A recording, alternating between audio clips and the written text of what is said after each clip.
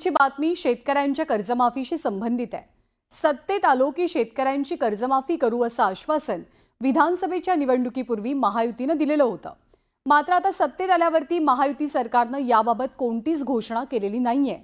31 तारखेच्या आत कर्जमाफीचे पैसे भरा, यावर्षी आणि पुढच्या वर्षाची पीक कर्जमाफी होणार नाही, तशी सरकारची आर्थिक परिस्थिती नाही असं अजित पवारांनी स्पष्टपणे म्हटलंय। त्यामुळे सरकारचं कर्जमाफीचं आश्वासन हवेतच विरल्याची टीका विरोधकांनी केली आहे। शेतकरी कर्जमाफीवरून सरकारचा यू टर्न,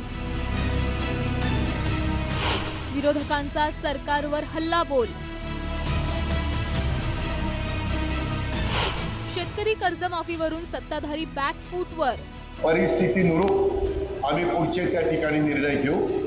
आता तशा प्रकारची परिस्थिती नाही, त्याच्यामुळे या वर्षी पण पुढच्या वर्षी पण घेतलेल्या पीक कर्जाचे पैसे भरा।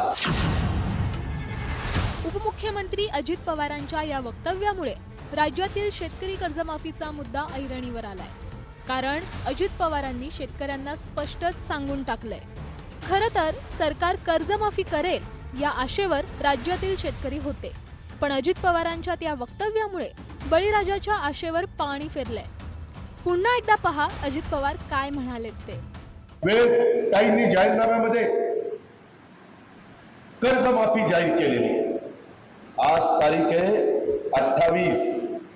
मी या कार्यक्रमाच्या निमित्तानं महाराष्ट्रातल्या जनतेला स्पष्ट सांगतो, 31 तारखेच्या आत आपापले पैसे भरा पीक कर्जाचे। त्याच्यामध्ये जे काही सांगितलेलं होतं ते प्रत्यक्षात कृतीमध्ये येत नाही। एकीकडे अजित पवारांनी आपल्या स्वभावाप्रमाणेच कोणताही आडपडदा न ठेवता शेतकरी कर्जमाफीवर रोखठोक भूमिका मांडली, पण त्यामुळे आता नव्या राजकीय वादाला तोंड फुटलंय। विरोधकांनी शेतकरी कर्जमाफीवरून सत्ताधाऱ्यांची कोंडी करण्यास आता सुरुवात केली। तुळजापूर दौऱ्यावर असलेल्या मुख्यमंत्री फडणवीसांना विरोधकांनी निवडणुकीदरम्यान त्यांनी दिलेल्या कर्जमाफीच्या आश्वासनाची आठवण करून दिली। फडणवीसांच्या भाषणातील ते वक्तव्य विरोधकांनी सोशल मीडियावर शेअर करत निशाणा साधला। पुन्हा सरकार आलं की आमच्या शेतकऱ्यांना पूर्ण कर्जमाफी आपण देणार आहोत। शेतकऱ्यांचा 7/12 करूया कोरा कोरा कोरा कोरा 7/12 शेतकऱ्यांचा करण्याचा निर्णय आपल्या सरकारने घेतलेला आहे। शेतकरी कर्जमाफीचा शब्द फिरवल्यामुळे विरोधकांनी आणि शेतकरी नेत्यांनी सरकारवर निशाणा साधलाय। आता दिलेल्या आश्वासनाचा विसर या सरकारला झाला आहे। या सरकारची नियतच नाही मुळात द्यायची, ते देऊ शकत नाही। फक्त मतं घेण्यासाठी केलेला हा एक जुमला होता। एकदा सरकारनं बोलून टाकावं की आम्ही जुमला केला आणि तो जुमला होता, आमची नियत नाही ना आमची अवकात नाही द्यायची, सांगून टाकावं शेतकऱ्यांना। शेतकऱ्यांचं कर्ज माफ करण्याची ऐपत राज्य सरकारमध्ये नव्हती, तर निवडणुकीमध्ये मतं मागण्यासाठी त्यावेळी अंथरूण पाहून आश्वासनं द्यावीत असं उपमुख्यमंत्री, मुख्यमंत्री आणि त्यांच्या सत्ताधारी पक्षाच्या नेत्यांना त्यावेळी का वाटलं नाही, असा रोकडा सवाल या पार्श्वभूमीवर मला करायचा आहे। या मुद्द्यावरून आता सरकारची चांगलीच कोंडी झाली आहे, तर कृषी मंत्र्यांनी हात झटकलेत।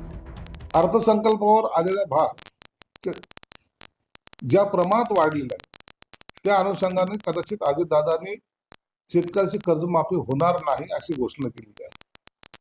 मला वाटतं ह्या सर्व गोष्टी ह्या जर एकत्रित बसून चर्चा करून जर हा निर्णय घेतला असता तर तो योग्य झाला असता, परंतु अर्थ खातं त्यांच्याकडे असल्यामुळं त्यांची असलेली कसरत त्या अनुषंगाने त्यांनी केलेलं ते विधान असावं। नाही, ते तो विषय माझ्या लेवलचा नाही आहे, तो विषय राज्य पातळीवरचा आहे। ते माननीय मुख्यमंत्री आणि दोन्ही उपमुख्यमंत्री त्यावर निर्णय घेऊ शकतात। मात्र यामध्ये निवडणुकीच्या आधी आश्वासनं दिली होती शेतकऱ्यांना की आम्ही कर्जमाफी करू, तो विषय माझा नाहीच आहे, त्यामुळे त्याच्यावर चर्चा करणं काही योग्य नाही। दरम्यान मुख्यमंत्री फडणवीसांनी उपमुख्यमंत्री अजित पवारांच्या भूमिकेची पाठराखण केली आहे।